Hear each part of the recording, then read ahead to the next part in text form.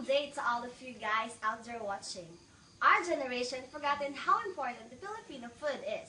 So now, our chefs would be making Filipino food just for us to remember how important Filipino cuisine is. Hey, our appetizer for today is would be good as I do. Just kidding. We will be making a wrapped egg salsa.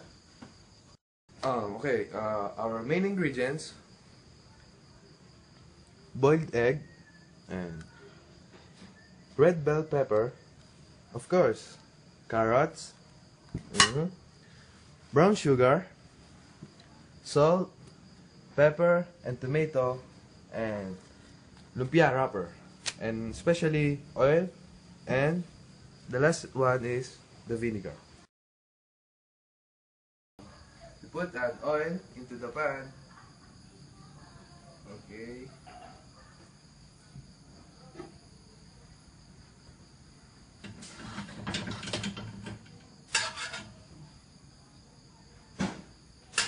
Hindi pa mainit eh. Okay, ito ang natin gagawin. Bali, susutay lang natin itong carrots, tsaka bell pepper, tsaka tomato, or what you call, sa Tagalog ay gisa. Masawa pa. Yan.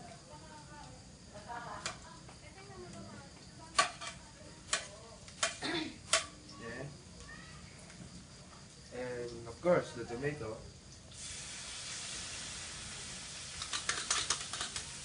We will be sauteing like this.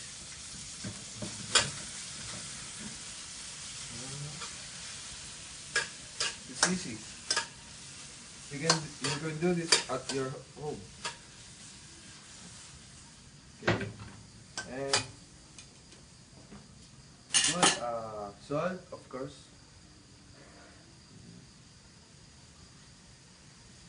And pepper.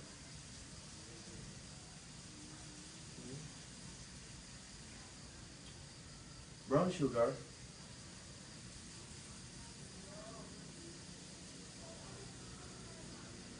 And the last one is the vinegar.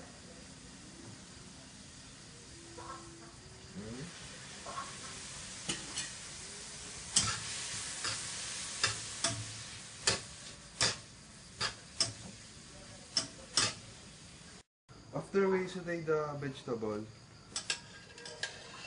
we put into the vinegar.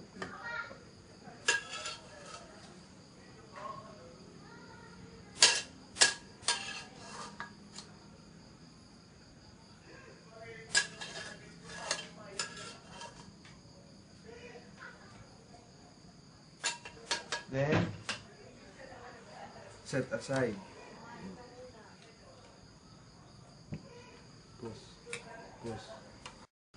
The next we do is put the vegetable in lumpia wrapper. So, para kumapit siya, pwede niyo siyang lagyan ng konting oil sa gilid-gilid. If you can see, may oil siya ng konti. Para pag niroll niyo siya, hindi kayo mahihirapan. Didikit agad siya sa wrapper. Yan. Lagay lang natin siya dyan sa gitna.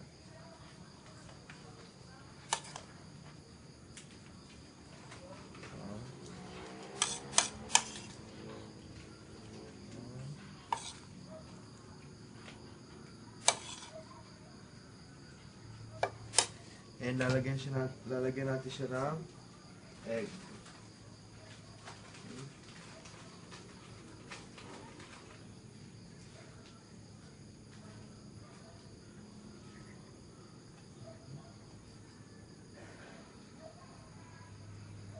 Yan.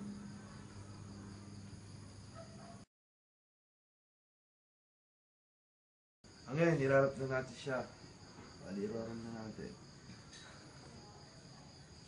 Bali ganito. Yan. Okay. Tapos.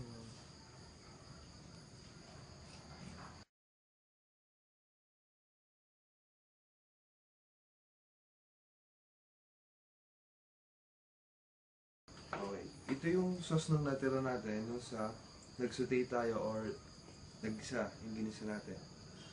Ngayon, what we do is, di-drizzle natin siya dito.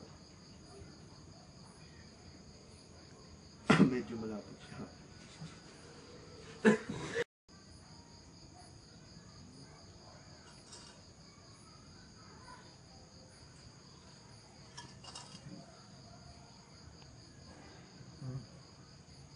And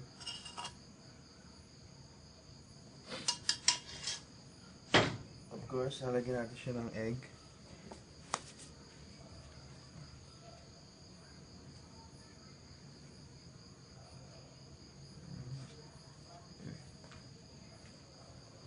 And that's it. And the last one is for the parsley for our garnish.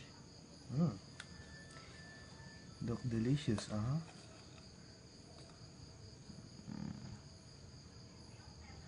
And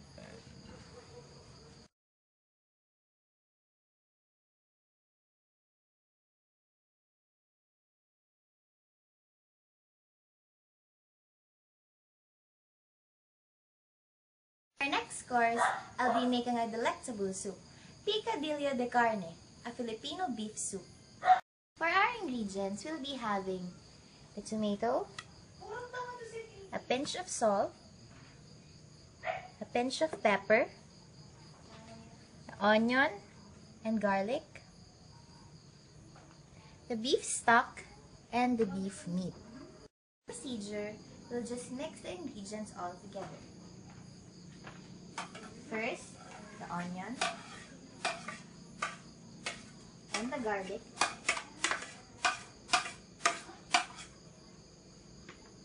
Next is the tomato.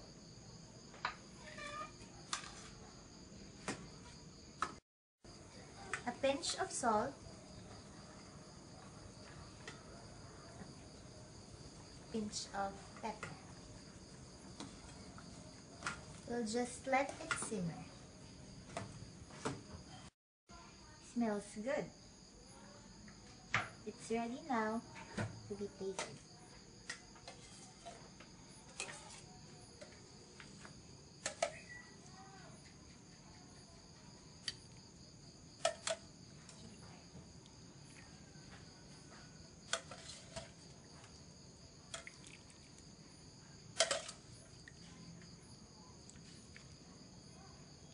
Be careful because it's hot.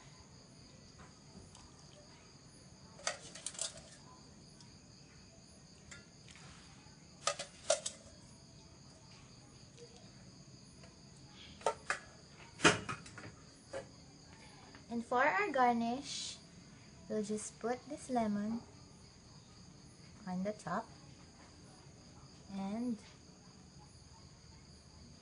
parsley.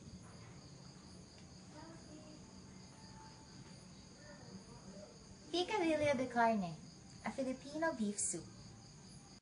For our salad, we have ham and potato salad. To make potato and ham salad, we have potatoes, ham, mayonnaise,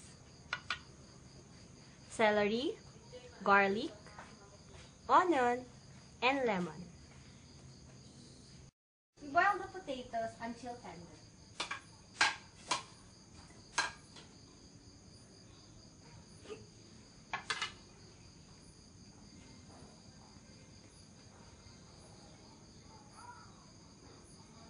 Let it tender, drain the potatoes.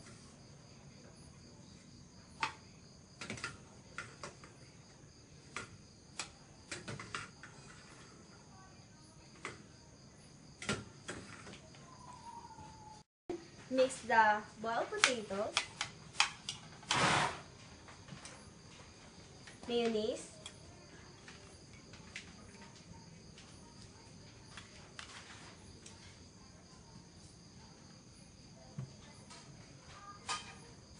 onion, garlic, celery, and ham.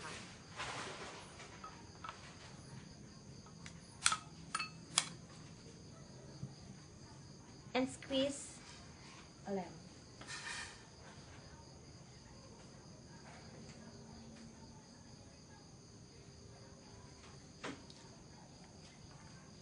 Then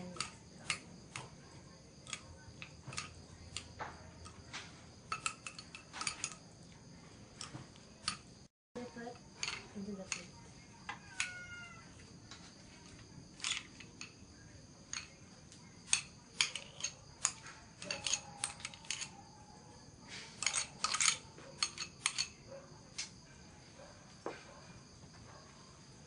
And garnish with parsley.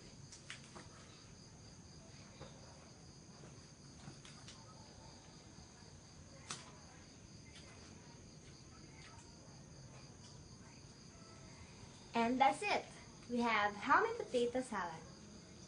Adobo is a very common dish here in the Philippines. But what if we make pasta out of it? Here are the ingredients for adobo pasta. Adobo seasoning, penne pasta, lemon wedges, and beef meat. And for the garnish, parsley. For the procedure, saute the beef meat.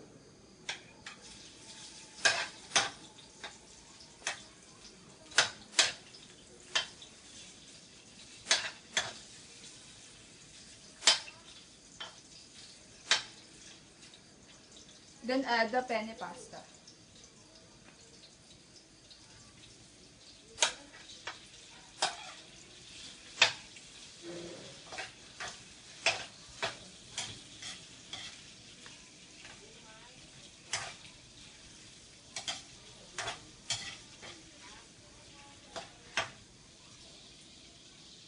Put the adobo seasoning.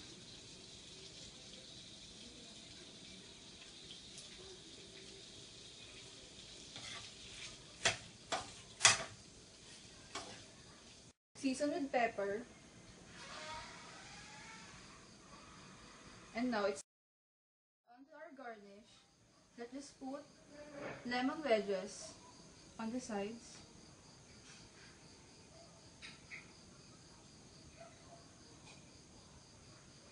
And garnish with parsley.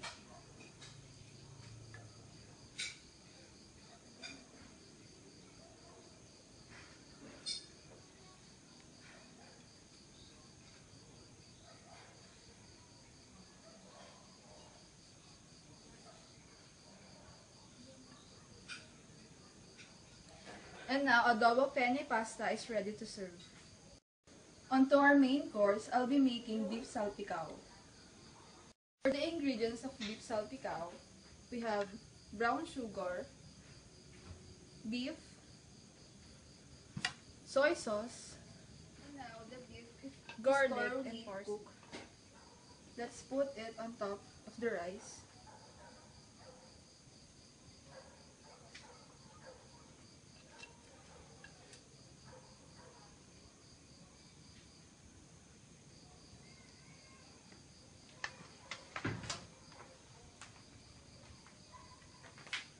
Tita Ellen. Clean all the sides.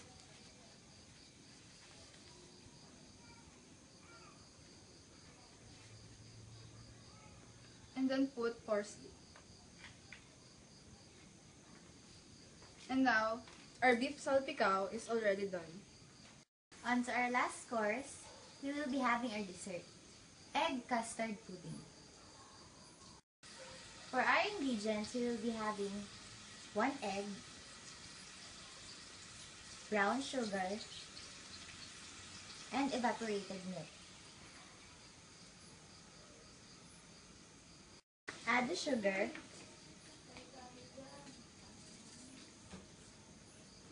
beat,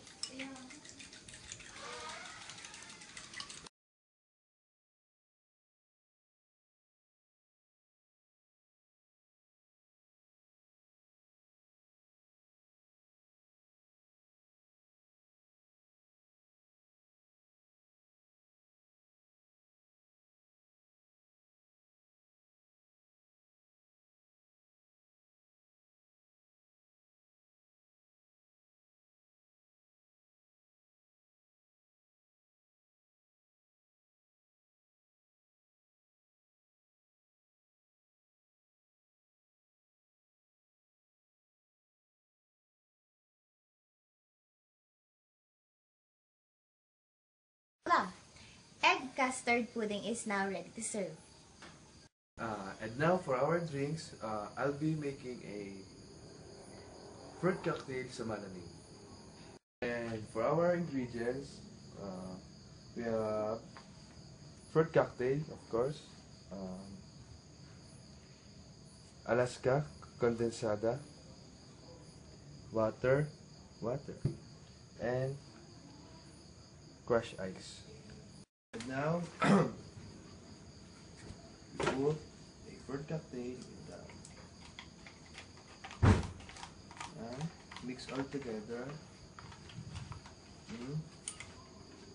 And put a little bit water, of course. Yeah. Konti lang dapat. And of course, Alaska condensed.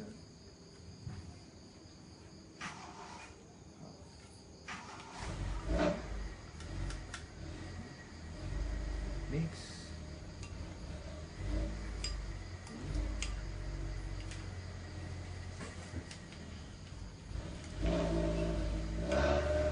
Pag ramdam nyo na medyo malapot siya, pwede nyo pa siyang add ng water para ano. Yan. Tapos yung crushed ice natin. Ilagay natin siya.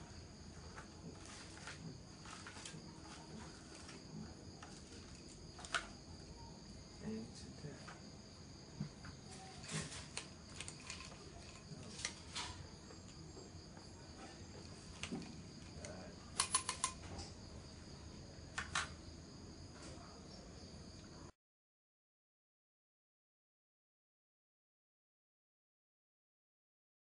Now, our fruit cocktail sa malamig is ready to serve.